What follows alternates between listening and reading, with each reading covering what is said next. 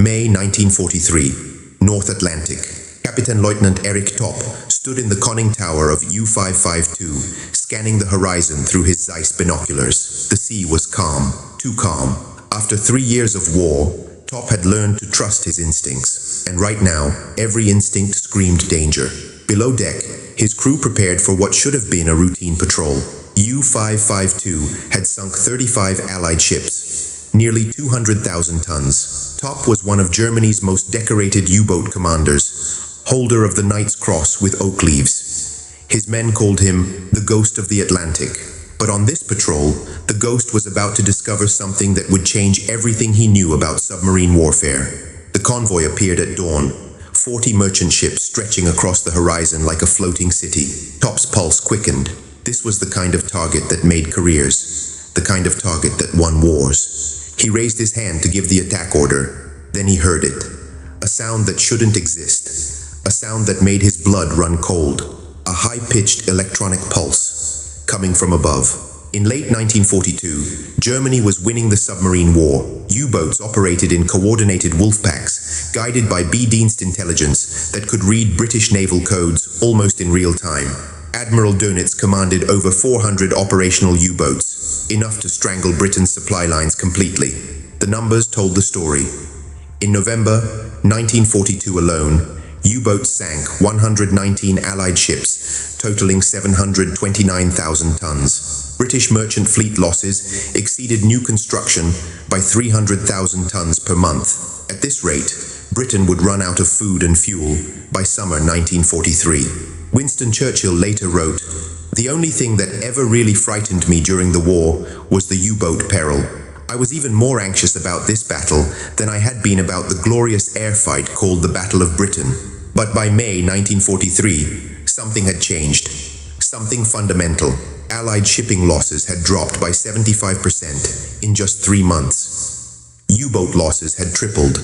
Experienced commanders like Top, men who had survived dozens of patrols, were reporting encounters they couldn't explain. Ships that detected them in total darkness. Aircraft that found them in fog.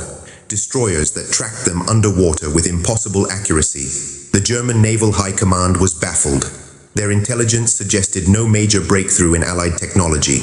Their cryptographers confirmed British codes remained secure. Yet somehow, Allied forces were hunting U-boats with supernatural precision. Top had heard the rumors in the officers' mess at Lorient.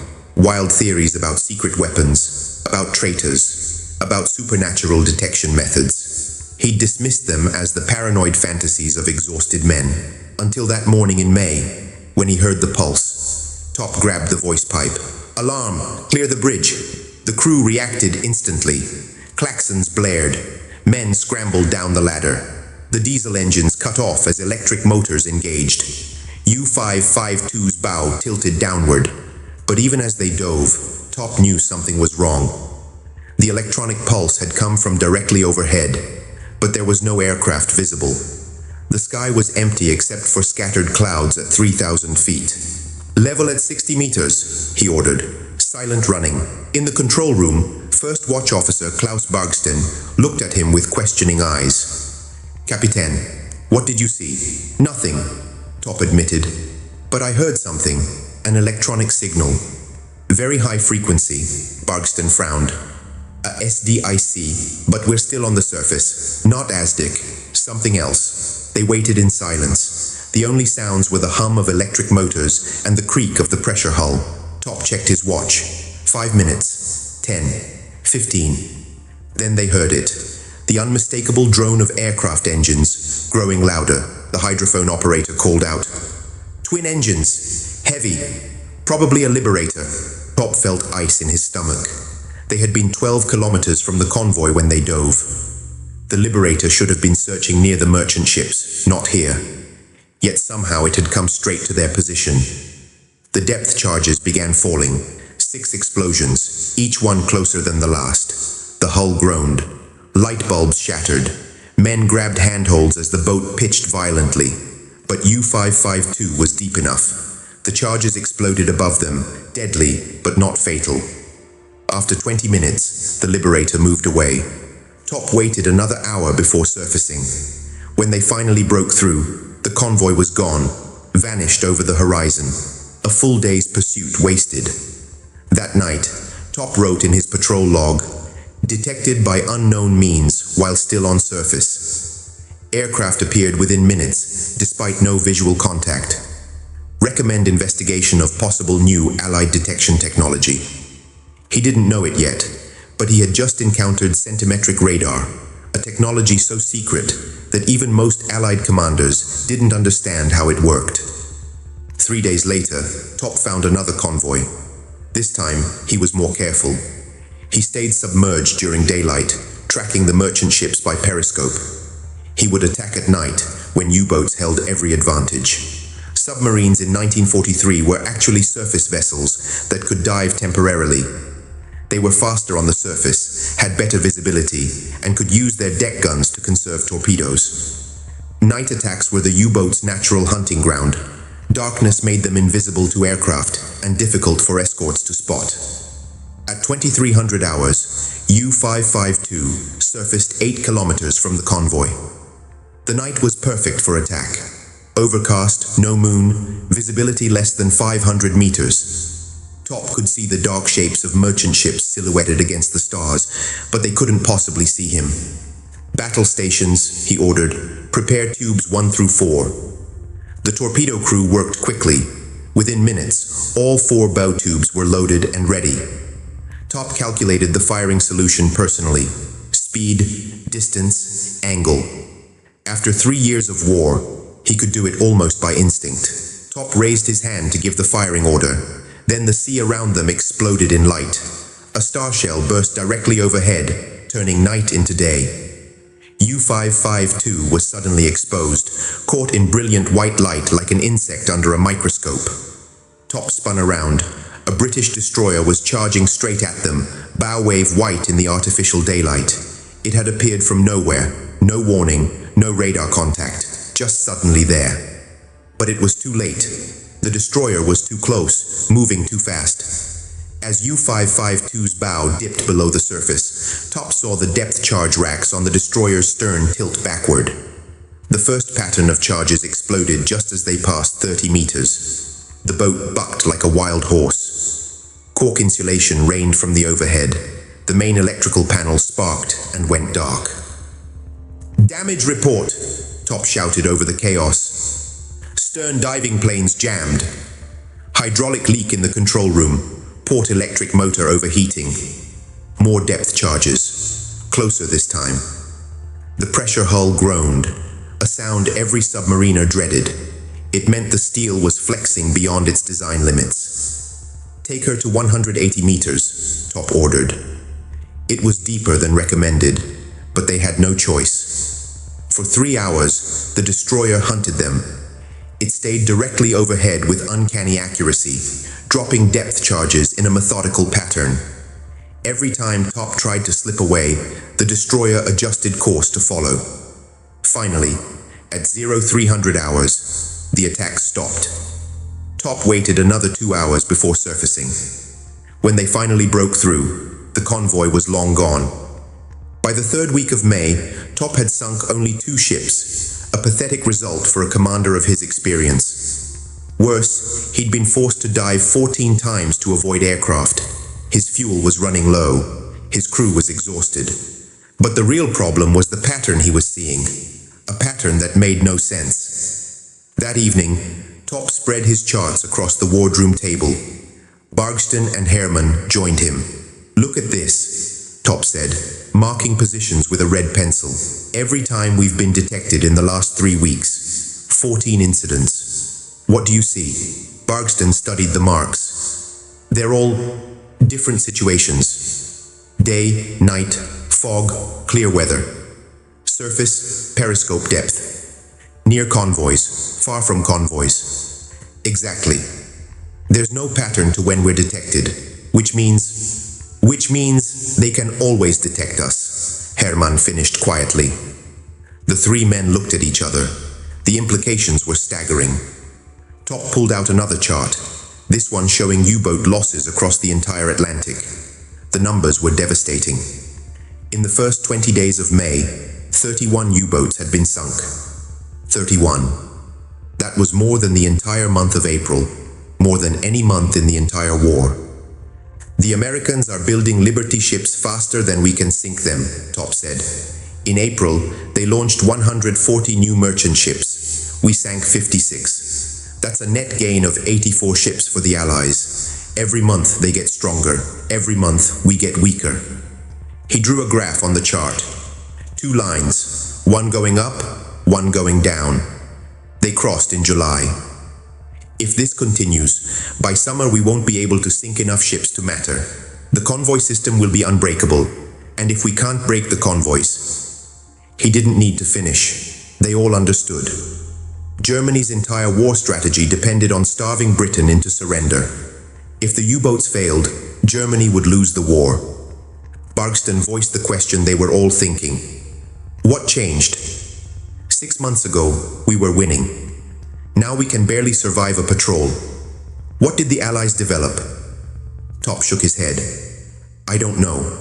But whatever it is, it's not just one thing. They're detecting us on the surface. That's probably radar, but more advanced than anything we've seen. They're finding us at night. That shouldn't be possible. And they're tracking us underwater with accuracy that exceeds ASDIC by an order of magnitude. Hermann pulled out a technical manual. Our METOX receivers can detect British radar at 30 kilometers, but we're being found by aircraft that our METOX never picks up. Either they've developed radar that operates on a different frequency, or METOX doesn't work anymore, Top finished, which means every U-boat in the Atlantic is blind. The implications were terrifying. Hundreds of U-boats were operating under the assumption that METOX would warn them of approaching aircraft. If that assumption was wrong, they were all sailing into death traps. Top made a decision. I'm breaking radio silence. Naval Command needs to know what we're seeing. It was a dangerous move. British direction-finding stations could triangulate radio transmissions within minutes, but the risk was worth it. He drafted the message carefully. Detected repeatedly by unknown means. Aircraft locate U-552 in zero visibility. Surface radar detection without METOX warning. Night attacks by destroyers with impossible accuracy. Request immediate technical analysis. Top. The radio operator encoded the message and transmitted in a 3-second burst. Then they dove and changed course, standard procedure after any transmission. The reply came 6 hours later. Your report acknowledged. Similar reports from multiple boats. Technical investigation underway. Continue patrol. Dönitz. Top read the message twice. Similar reports from multiple boats. So it wasn't just U-552. It wasn't just him. The entire U-boat force was encountering the same phenomenon. Something had fundamentally changed in the Battle of the Atlantic, and the German Navy had no idea what it was. May 24th, 1943. U-552 was running on the surface, charging batteries. It was 0400 hours, the darkest part of the night, the safest time for a U-boat. Top was in the conning tower with 2 lookouts.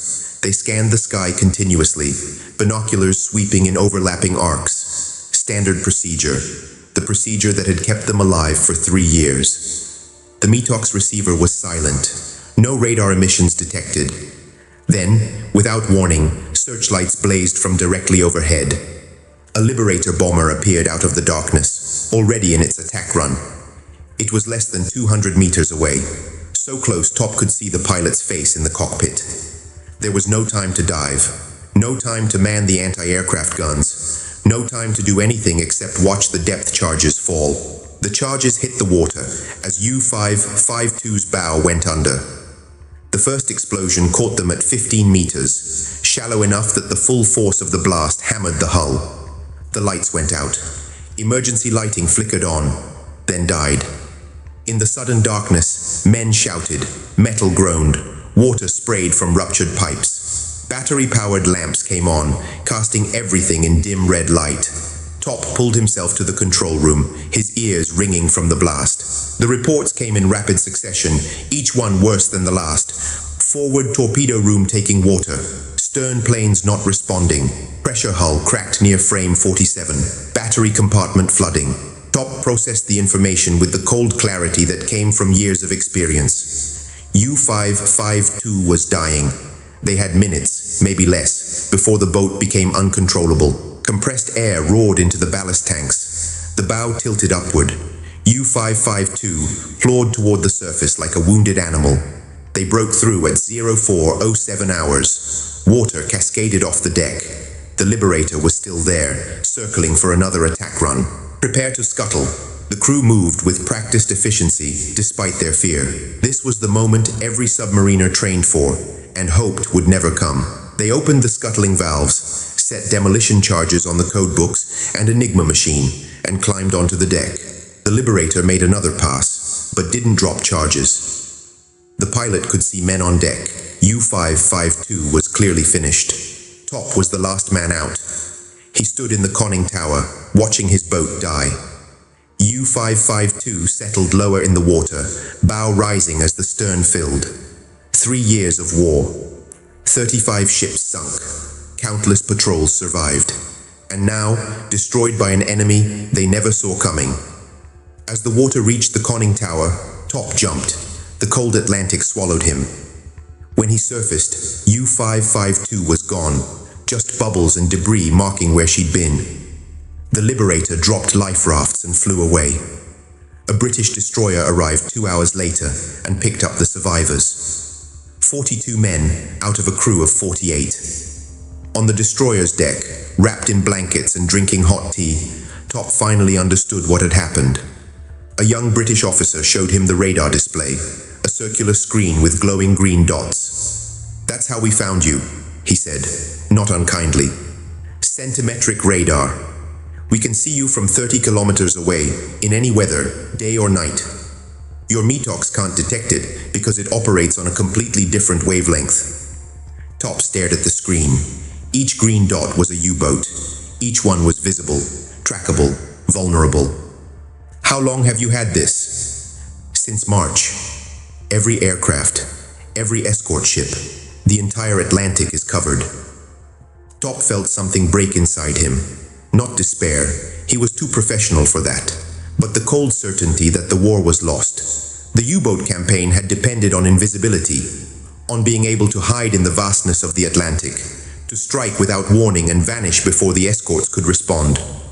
But if the Allies could see every U-boat, track every movement, coordinate every response, then there was no hiding, no surprise, no advantage. The mathematics were simple and brutal. Germany could build U-boats faster than the Allies could sink them, but the Allies could build merchant ships even faster. And now, with centimetric radar, they could protect those ships with unprecedented efficiency. The Battle of the Atlantic was over. Germany just didn't know it yet. May 1943 became known as Black May in the German Navy. 43 U-boats were sunk, nearly 25% of the operational fleet. Over 1,000 submariners died. Admiral Dönitz, confronted with losses he couldn't explain and couldn't stop, made the only decision possible. On May 24th, the same day, U-552 was sunk. He ordered all U-boats to withdraw from the North Atlantic. It was an admission of defeat. For the first time in the war, German U-boats were retreating. The official explanation was temporary redeployment for technical upgrades. But every submariner knew the truth. They had lost the Battle of the Atlantic. The technology that defeated them was centimetric radar, specifically the cavity magnetron developed at the University of Birmingham in 1940 and refined by American engineers at MIT's Radiation Laboratory. Traditional radar operated on wavelengths of 1.5 meters. Centimetric radar operated on wavelengths of 10 centimeters, hence the name. This shorter wavelength provided dramatically better resolution and was completely undetectable by German METOX receivers. By March 1943, every Allied escort ship and patrol aircraft in the Atlantic carried centimetric radar. They could detect surfaced U-boats at 30 kilometers in perfect darkness or heavy fog. They could track periscopes at 5 kilometers. They could even detect snorkels, the breathing tubes U-boats used to run diesel engines while submerged. The impact was immediate and devastating. In March 1943, U-boats sank 108 Allied ships. In June 1943, they sank 28. By July, the number dropped to 17. Meanwhile, Allied merchant ship production accelerated. American shipyards were launching a new Liberty ship every 42 hours. British yards were producing escorts faster than U-boats could sink them. The mathematics that had terrified Churchill in 1942 had reversed. By summer 1943, the Allies were gaining ships faster than Germany could sink them. But the real victory wasn't in the numbers, it was in the system. Centimetric radar was just one piece of a comprehensive anti-submarine warfare system that included high-frequency direction finding, HUF-DUF, that could locate U-boats by their radio transmissions, improved depth charges with magnetic detonators, hedgehog forward-throwing mortars that could attack without losing sonar contact, escort carriers that provided air cover in mid-Atlantic, ultra-intelligence from decoded Enigma messages, coordinated convoy tactics developed through operational research. Each technology was effective individually. Together, they created a system that made U-boat operations unsustainable. German naval intelligence knew something had changed, but they never fully understood what. They suspected improved radar, but underestimated its capabilities. They knew about HUF-DUF, but didn't realize how precisely it could locate transmissions. They never discovered that Enigma had been broken. Even after the war, many German commanders believed they'd been defeated by superior numbers, not superior technology. Admiral Dönitz wrote in his memoirs that the U-boat campaign failed because Germany couldn't build submarines fast enough, completely missing the technological revolution that had made his submarines obsolete. Eric Topp survived the war. He spent 2 years in a British POW camp, then returned to Germany. In 1958, he joined the new West German Navy, eventually rising to the rank of Rear Admiral. In interviews late in his life, Topp spoke about May 1943 with a mixture of respect and bitterness. Respect for the Allied technological achievement. Bitterness that so many men had died because German Naval Command refused to believe their reports. "We told them something had changed," Topp said in a 1990 interview. "We told them we were being detected by unknown means, but they kept sending us out, patrol after patrol, until we were all dead or captured." The Allies didn't just build better radar, they built a better system. They coordinated their technologies, shared their intelligence, adapted their tactics. We kept fighting the same way we'd always fought, and wondered why we were losing. That's the real lesson of the Battle of the Atlantic. Technology wins wars, but only if you understand what you're fighting against. By June 1944, when the Allies invaded Normandy, the U-boat threat had been neutralized. Over 5,000 ships crossed the English Channel in the largest amphibious operation in history. Not one was sunk by U-boats. The Battle of the Atlantic was won by a technology most people had never heard of. A cavity magnetron the size of a fist, producing radio waves 10 centimeters long. It changed submarine warfare forever, and it changed the outcome of World War II. The Battle of the Atlantic was won by engineers and scientists as much as by sailors and airmen. It was won in university laboratories and factory floors, in the invisible war of technology and intelligence. If you found this story compelling, you'll want to see how similar technological breakthroughs decided other crucial battles. Check out the next video to discover another invisible victory that changed the war.